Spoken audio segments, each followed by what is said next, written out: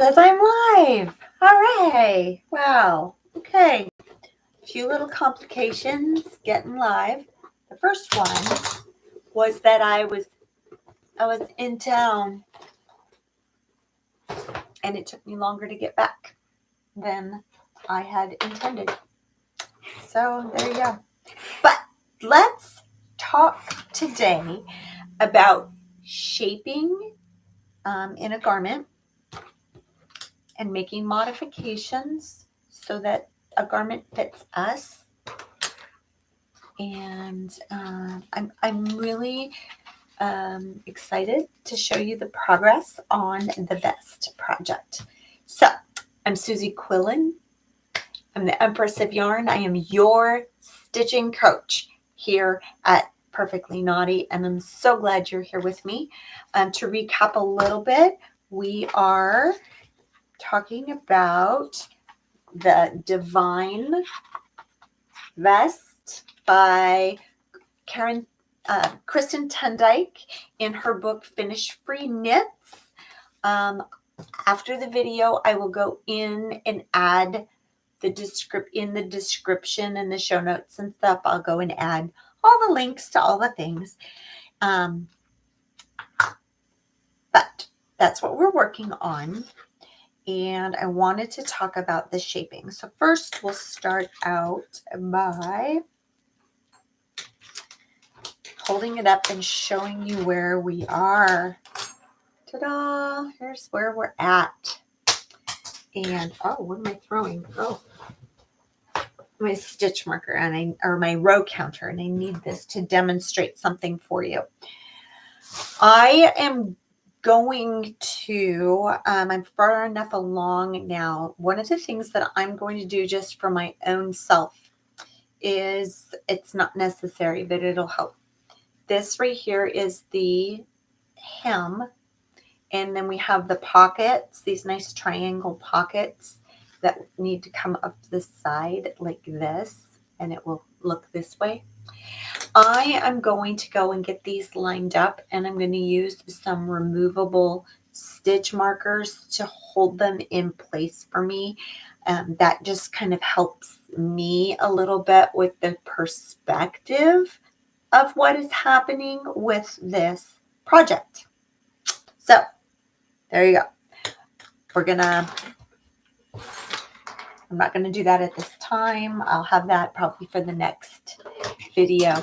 But what I wanted to talk to you about is the shaping at the waist.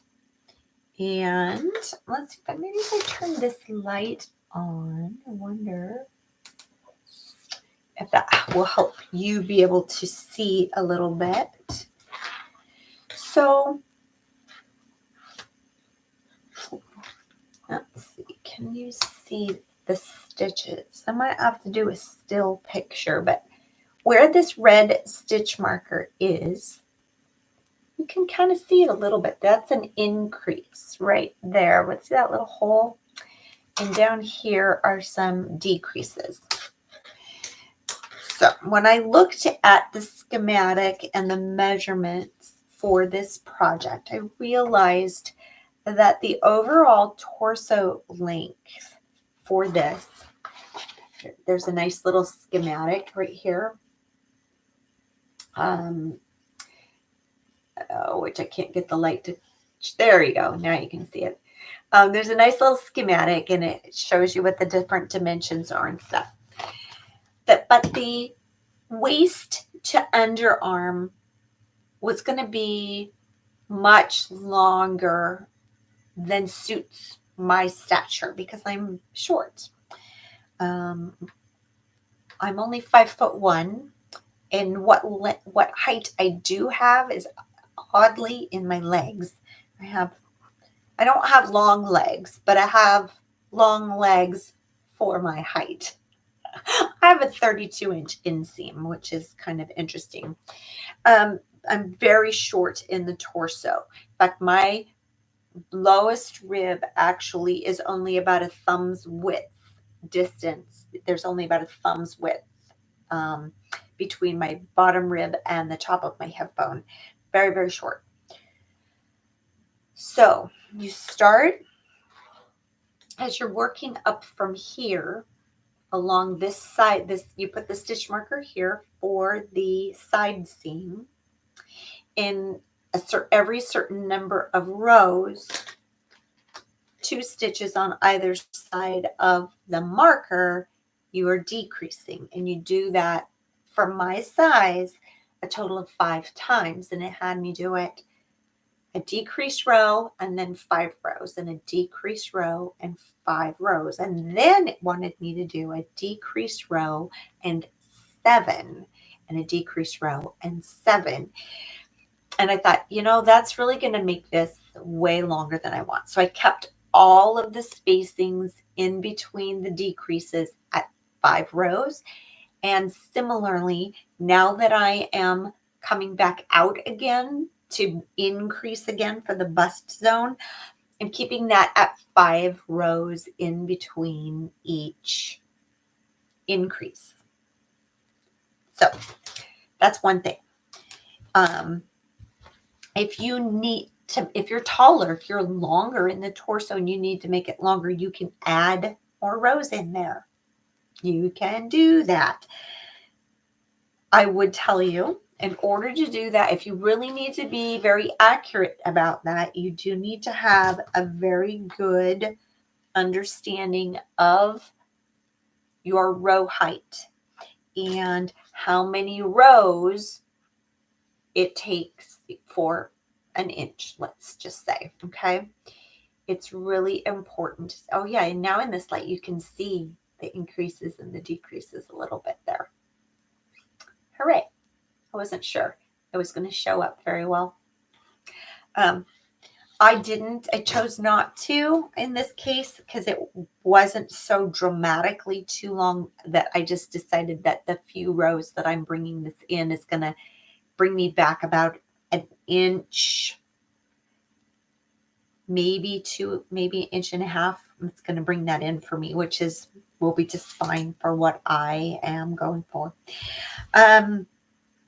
So that was one observation. Definitely understanding your row height, not just the row height of the gauge, but your own personal row height. How many rows are you getting? And that's going to help you know how many rows of stitching to add or take out from your project. That's one. The second thing that's happening here is that the cable twist. Okay, we need to keep our cable twist happening correctly. And that twist is happening on the 10th. So 9 rows of knitting, and then on the 10th we twist it. And then 9 rows of knitting, and on the 10th we twist it. So, and then you also have different spacing with the increases, and they're not on the same matching as the cable twists. So this is what we have going on. I have this row counter, just your basic old barrel one. It's the kind that if you're knitting on straight needles in particular, you can do it on circulars as well, but it fits. It can live on your knitting needle. You can do it on your hook, I guess.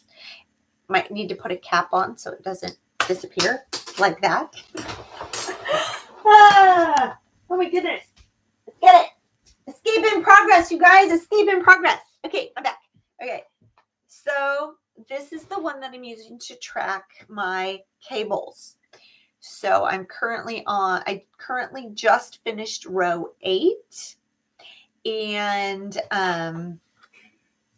so the next row will be 9, and then I'll do a cable row. So that one is counting my cable. So every single time I end a row, I have to change this row counter. This one has the 2 columns as well. This one does as well, but this one And this one is counting my increases and decreases, but because I need to keep track of how many, I know I needed to do 5 increase rows and I need to do 5 decrease rows, right? Well, decrease first, then increase.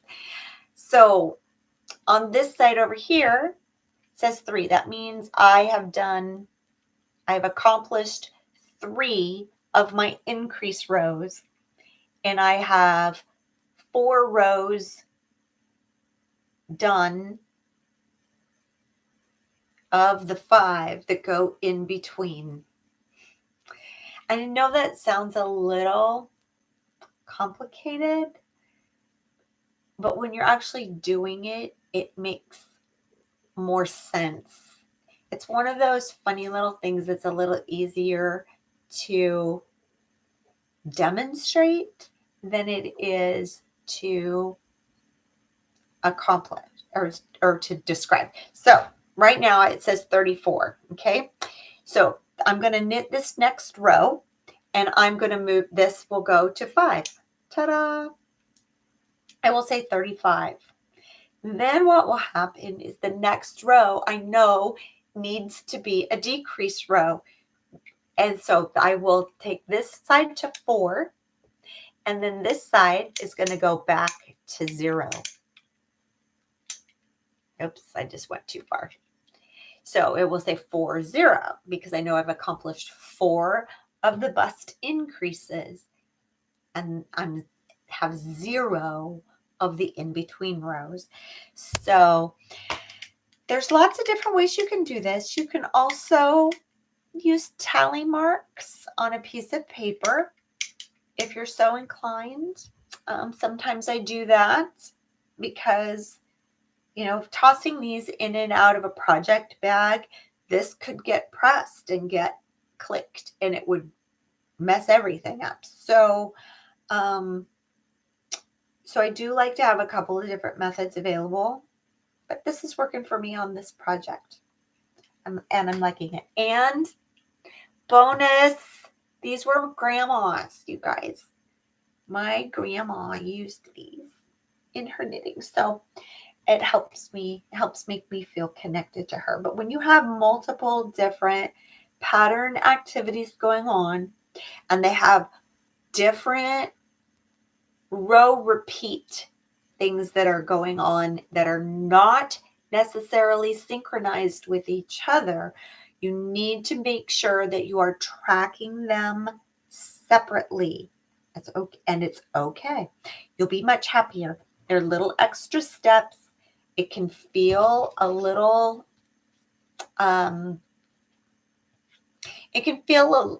mind twisty at first, but once you work out a system that's clicking for you, it will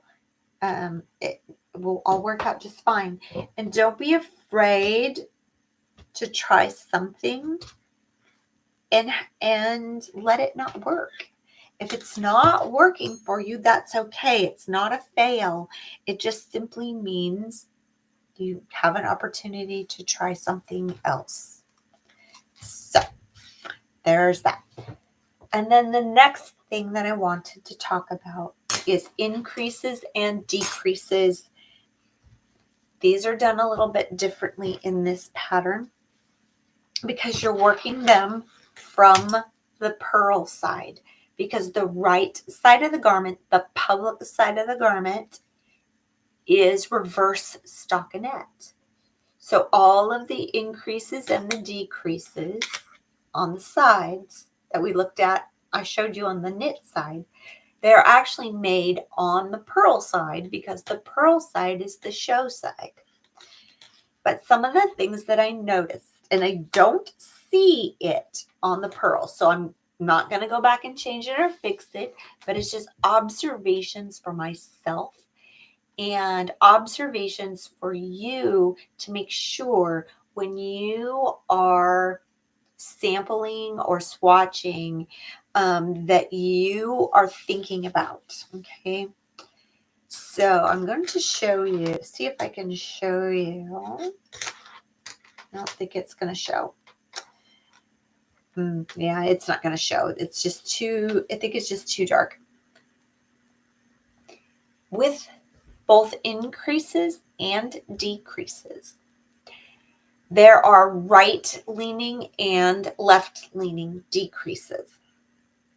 And you need to look at the garment and make a decision about what direction you want those increases or decreases to go, because they can, not as much in this project, but in some projects, they absolutely impact the visual lines. And in some cases, they can actually impact the way that the fabric drapes and hangs. I think in this that the decreases were meant to both point toward the center, and I think that the increases also were intended to point toward the center. You don't get that same visual on the purl side. You only see that on the private side, the skin facing side. So I have been kind of working with that a little bit. The pattern instructions for the increases, though, are to do a center bar lift, a make one. And I found that maybe it was in part because the way this yarn, this yarn doesn't have much halo, so it really allows you to see the punctuation of the stitches really clearly. And so I noticed on the knit side, the first set of increases that I did, I can see the pinhole. I can see the hole in that the new stitch made in the fabric. It shows a little bit on the purl side, but not hugely. So the second set of increases that I did, and the second and third sets of increases that I've done, I did something a little bit different that I've seen it done, but I actually hadn't had the opportunity to incorporate it, and I'm really liking it in this. But you are taking, so because you're making the increase on the purl side, this works particularly well on the purl side. When you come to the stitch that you're going to increase, I'm going to just see if I can hold this like this. I want to make my increase in this stitch. The purl bump of the parent stitch that's below it, I'm going to lift that up and put it on the needle and make the increase. You can also do that with the next stitch, and that can help make a difference as to whether they're leaning one way or the other. On the fabric, on the knit side, you can see right here the little holes where I did the make one. You can see that right there, okay? But up here, you almost can't even tell. Here, let me get up. Hold it this way. You almost can't even tell where those increases are right in here. You can see it if you're close and you can follow the columns of stitches down, then you can see it. But it's not bad. I'm really liking it. It's allowing me some opportunities to experiment. Just because I didn't really like those earlier increases, it's fine. They're on the side. They're not going to show. And it's just a mental note to myself for how I would want to do it differently again in the future. So that is it. I see a couple people popping in and out. I'm so glad you're here to join me on this live stream. If you're following along with this series, it's really been fun. I'm going to stand up and see if we can wrap it around and see how this is looking. All right. I'm going to get my shorts down. There we go. All right. Here we go. I'm going to wrap this around me. We're going to see how it's going. This around. There's my hem. There's my hem. Okay. trying it on as we go, right? All right, there we go. So this is going to come together, and I still have a gap right here, you can see, but there is a, we're going to pick up stitches and we're going to knit an edging around that. So, and you can see right here, I'm almost at the top of my increases. There's that hem, the pocket's going to fold up this way over here. There's that side. Where's my side? There's my side seam. Yep, that's working out about right. Yeah, it's kind of, this is an awkward way to try this on, isn't it? Oh, I pulled that up way too far. Oh, I've got it on backwards. No wonder. Oh, for crying out loud. Let's try it on the right way. Right side. There we go. This will help. This is why I want to get my pockets pinned in place so that I can do that. There we go. That feels way better. There we go. Where's my side seam? Okay, there's my side seam right there. Okay, there we have it. There we go. There's my pocket. That's going to come up right over here. And then I still have plenty of space here. Yeah, I definitely need to pin those so I can work with it better. And it's going to come together with about that much. And then I think that when I do the button, the banding that goes all the way around the front and up over the hood, I've already decided that I want to make that a little bit more substantial. So I'll probably do like one additional row than what it calls for. And so it's going to be fun.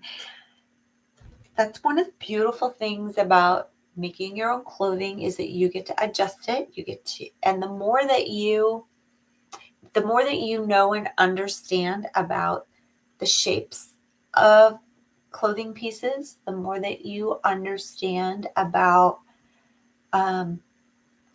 knitting and crochet garment shapes and construction, the more you get to be in charge, and the more that you get to make decisions about creating things that fit you. You get to spend time connecting with this fabric, one stitch at a time. We're making these wonderful wearables that we're going to love. And don't be afraid if you've made a thing and you get to a place where you're not excited about it for some particular reason. Don't be afraid to just pull it out and make something different, or start all the way over. It's stitching mileage. We use our yarn. We use it by the distance, by the yard, right? And the more you get to work with it, the more that you learn and you understand, and the more that you put tools and knowledge and skills into your stitching toolbox. And that's what I want for you. So every single thing that you make, from a pot holder or a washcloth all the way up to a garment, everything that you make, you're building on your skill set. You're expanding your knowledge base. You're expanding your confidence level. And the next thing that you make is going to be a little bit better because of what you just learned in the previous one. So don't be afraid to take things apart. If you're taking something apart that maybe's been sitting in timeout for a while, go back and find my video on how to wash old yarn. While that particular video was made with the idea of yarn that has been in storage that you might have inherited and that kind of thing, this does actually apply to how you can refresh your own newer yarn that you maybe have taken a project apart, because yarn will create memory, and the stitches, it will start to kink the yarn, and it can change some properties about your yarn. So you can, if you want to, you can wash it and refresh it and get some of that worked out of it. Virgin yarn works very differently. And even once you wash it and it's not virgin, it still can be really, really good. So don't be afraid of that. Okay. And remember, if you are enjoying the process and you're connecting with your stitching and you're spending time in the rhythmic movement of your stitches, whether you're knitting or you're crocheting, this is good. This is what's good for you. This is what benefits your neurology and helps to rewire your brain a little bit.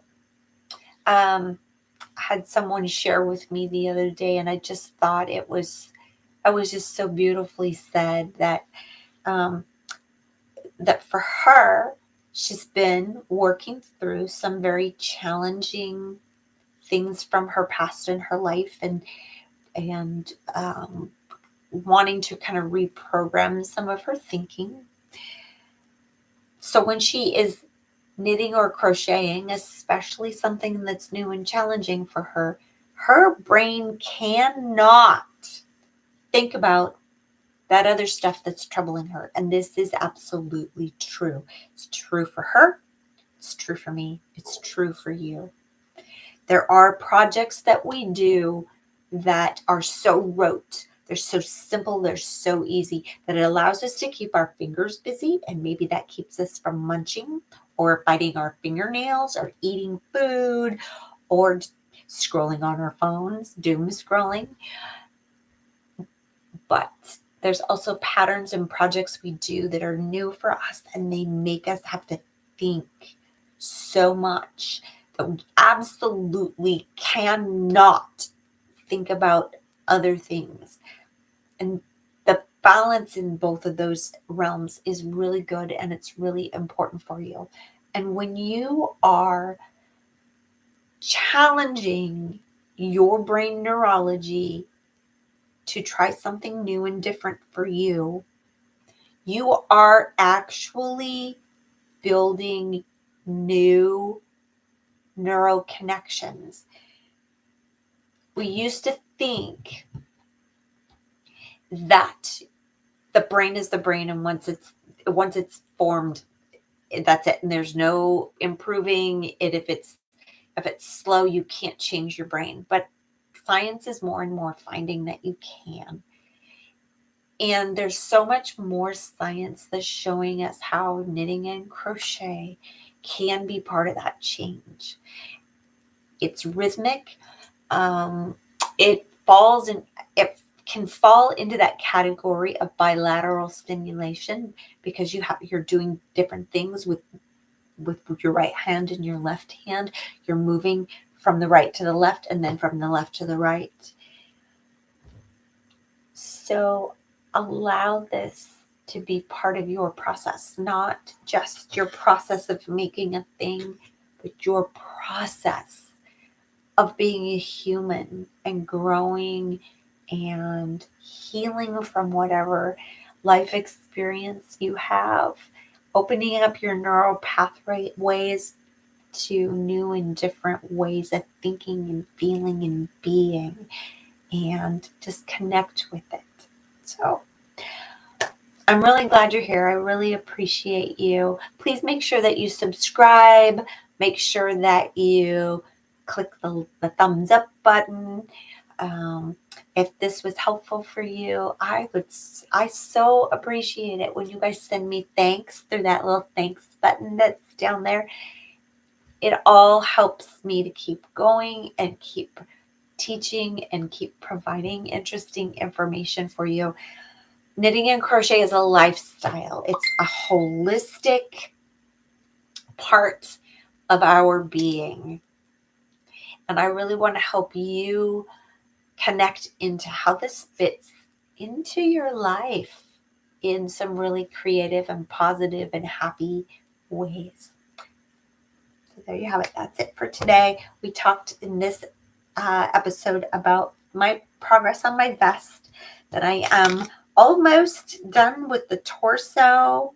My cables are beautiful. I'm so happy with my cables, you guys. They're so beautiful. Look at how they pop. It's just gorgeous. We talked about the side shaping. I wonder if I fold it along that line. Oh yeah, you can see it. You can see the curve that's happening here. Decreases started here. Now we're up to the increases. So I probably have about that much more to go. And then we'll be breaking for the armhole openings, and I'll be working just the front shoulder and on each side, and then come back and pick up and work on the back and then create the shoulders. So we'll see how that goes. I'm interested to see how she has that instructed out. But experiment with your increases and decreases. See what looks good with your yarn.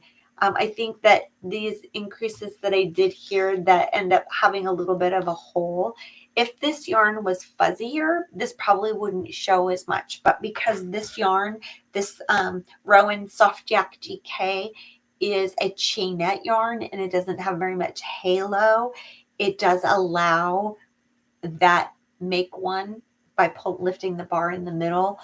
It shows more.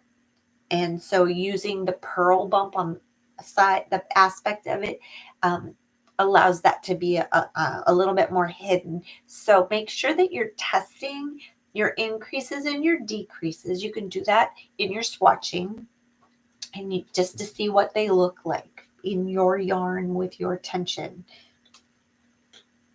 So if you have any questions, let me know in the comments. I will come back later and take a look at them. I try to respond to them all. Sometimes I do get to them right away, and sometimes it takes me a while, but I eventually get to them.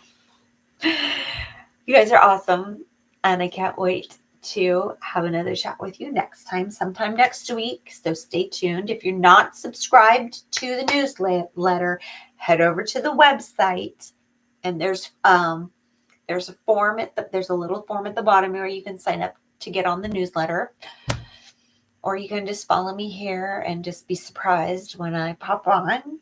But you'll get more out of it. You'll get more meaty stuff from me when you follow me in multiple places, because I share different things in different areas. So there you have it. All right, guys. Thank you. Thanks for being patient with me running behind a little bit to get started. I hope you have a beautiful evening and an enjoyable weekend, remembering those that have fallen and given their lives for all of us. Here in the United States, it's Memorial Day weekend, and this is a time when we remember our military heroes who died in the line of battle. So I honor that. I have so much respect for people who are able and willing to do that. I do not take lightly the privileges that I have because of what they did. So I hope you can take a moment and think about that at this weekend. It isn't just about sales and extra time off work. There's a deeper meaning in this that sometimes I think we lose touch with a little bit. I want to keep that close to my heart. So here we have it. All right. I love you guys. I will see you on the next one.